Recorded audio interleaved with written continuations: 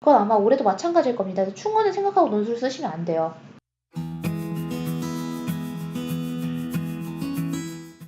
안녕하세요. 입시 읽어주는 여자입니다. 오늘은 동국 유니버시티, 동국대학교에 대해서 알아볼 예정입니다.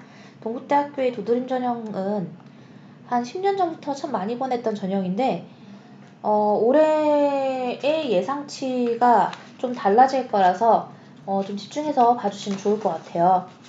그리고 전체적인 브리핑을 간단하게 하고 입결이라든가 이런 점 제가 좀 짚어드리면 될 것 같네요.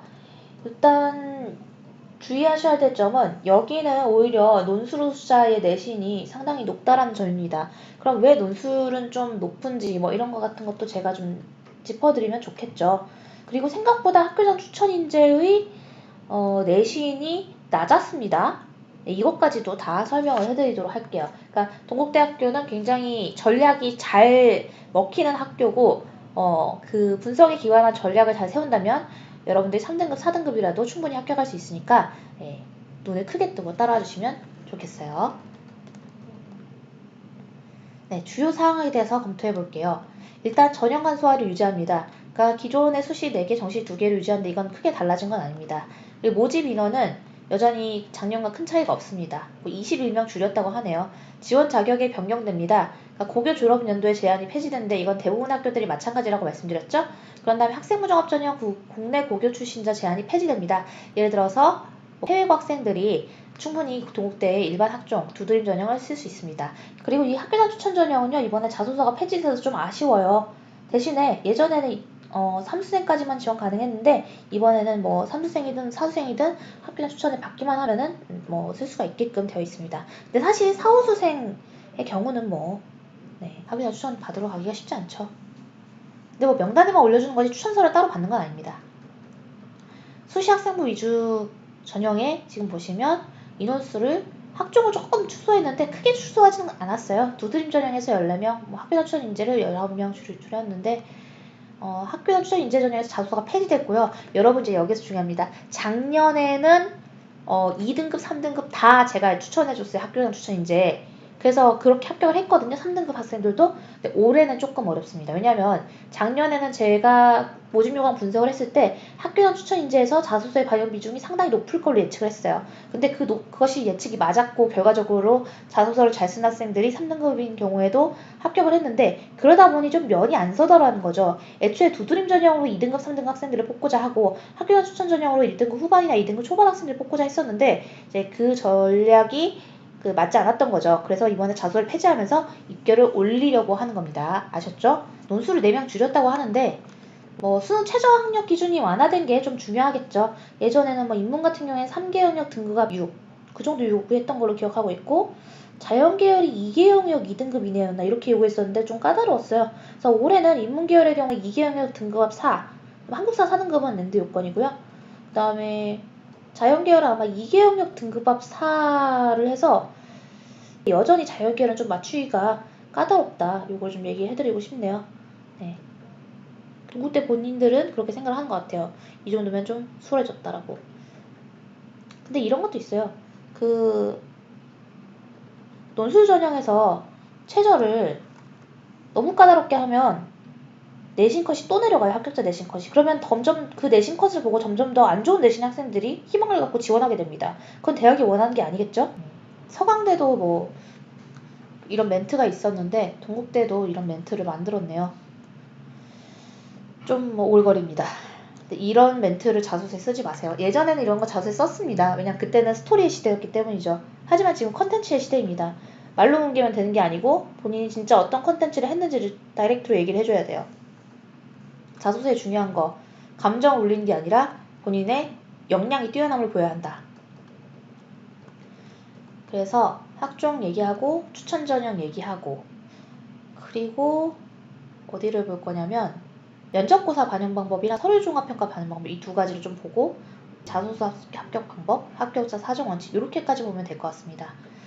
동국대는 제가 많이 보내고 있는 학교니까 좀 신경을 쓰도록 할게요. 지금 보시면 도드림 전형 위주로 본다고 했죠. 학교장 추천 인재랑 2개 합쳐서 딱 1000명 간당간당 넘네요. 그리고 학교장 추천 인재는 당연히 검정고시는 안 될 거고 그때 앞에서 잠깐 중요하다 얘기한 게 외국 고교 안 된다는 거 그 다음에 추가 자격 요건이 바로 지원 간력 서류인 그 학교장 추천 명단입니다. 그리고 자기소개서는 이번에 폐지됐어요. 예전에 있었는데. 그래서 아쉬워요. 그래서 올해는 3등급 학생들은 좀 학교장 추천 전형으로 합격하기 어렵지 않을까 이렇게 생각하고 있습니다. 전형 요소별 반영 비율 보시면 두드림 전형 일부 모집단이 한 해 1단계 2.5배수 선발한다고 나와 있는데요. 일단 전체적으로 3배수 이내입니다. 근데 이제 많은 인원수를 선발한 전형의 경우에는 좀 2.5배수 이렇게 해서 좀 면접을 너무 피곤해하는 걸 좀 막으려는 것 같아요. 어차피 좋은 애들은 서류 안에서 어느 정도는 판단이 난다 뭐 이런 거 아닐까요? 그래서 3배수 이내라는 전제에서 학종 기본형을 취하고 있습니다. 3배수 선발하고요. 73배 10으로 이렇게 면접의 반영 비율이 정해져 있고 수능 최저는 미적용입니다. 그리고 학교장 추천 인재도 수능 최저 미적용이에요. 논술만 최저가 있다라고 이렇게 기억을 하시면 될 것 같네요. 논술의 경우에는 교과 20, 출결 10, 봉사 10 이렇게 들어가고 논술이 60 이렇게 들어가니까요. 사실 교과가 실제로 많이 반영되지는 않고 출결이나 봉사는 성실성과 인성에 대한 부분이니까 뭐 내신이 좀 안 좋다 하더라도 논술로 합격을 할 수 있는데 이 부분도 좀 바뀐 부분이라고 볼 수 있습니다. 왜냐하면 작년 같은 경우에는 최저를 맞추기가 되게 어려웠고 그래서 합격자들 내신을 보면 작년에 인문계열은 학과별로 큰 차이가 있었어요. 논술우수자의 계열 평균이 2.59에서 어떤 학과는 4.14, 자연계열 같은 경우에는 높은 학과가 2.56, 좀 낮은 학과의 경우에는 3.97이 합격이 됐다는 거죠. 그러니까 이런 것들을 이제 분석을 해보면 이 학교가 어떤 목표로 이렇게 선발했는지 알 수 있고요. 충원율이 되게 적었어요. 논술 전형 같은 경우에는 약 20% 정도만 충원이 됐기 때문에 그건 아마 올해도 마찬가지일 겁니다. 그래서 충원을 생각하고 논술 쓰시면 안 돼요. 최저가 까다로움에도 불구하고 20%밖에 안 됐는데 그 최저를 또 까다롭지 않게 만들었기 때문에 올해는 논술 전형으로 합격할 가능성은 더 떨어지게 됩니다. 인문계열, 경찰, 행정학부, 가나형 다 되고요. 그 다음에 자연계열 이렇게 되네요. 요새 팀장님들이 열심히 일을 하는지 전화도 너무 많이 오고 예약도 막 7월, 8월에 막 천천히 막 예약 마감되고 있다고 하니까 유의하셔서 연락을 주셔야 될 것 같아요. 회사 전화번호는 이제 이 동영상의 설명글에 클릭을 해보시면 아마 나올 겁니다.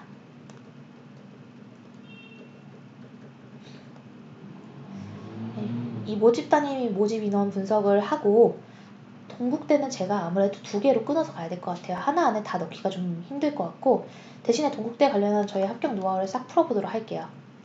그리고 합격자 케이스 썰 풀어주는 거를 제일 학생들이 좋아하더라고요. 지금 보시면 두드림 전형과 학교장 추천 인재가 나오는데 이거의 배분율을 잘 보라고 했죠.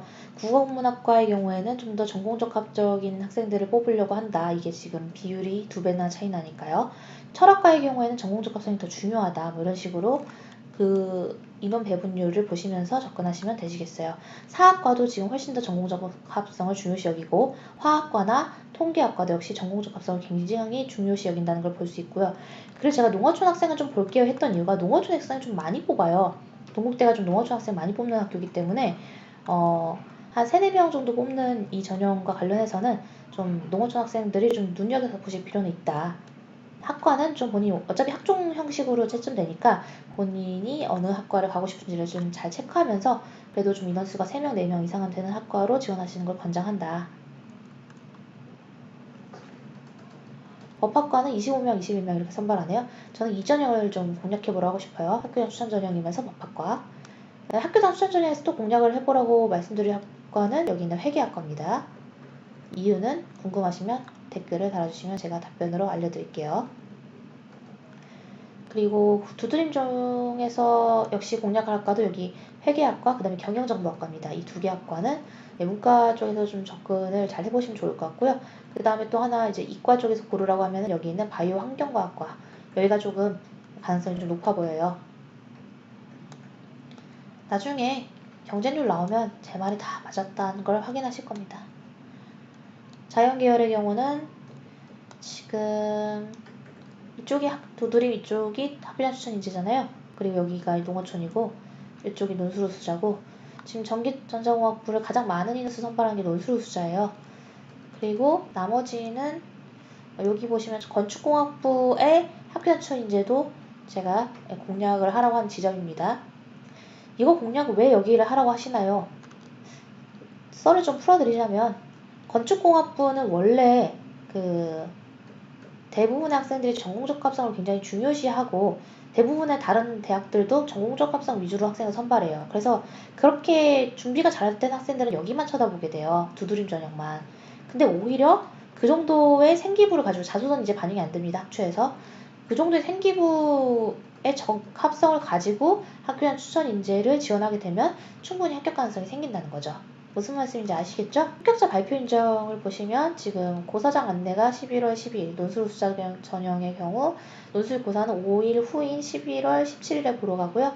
그 다음에 이제 나머지 두드림 전형은 그다음 두드림 전형과 학교장 추천 인재 전형은 지금 면접도 없고 수능 최저도 없고 자소서도 없어요.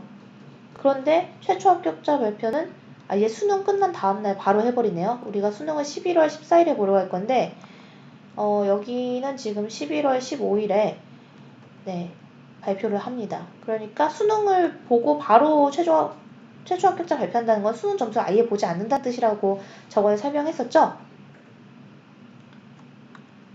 그리고 수능을 보고 나서 전 좀 걱정하는 게 왜 이렇게 하는지 잘 모르겠는 게 1단계 합격자 발표를 11월 6일에 발표를 하면 11월 14일에 우리가 수능을 보는데 학생들 수능에 좀 지장 주지 않을까요?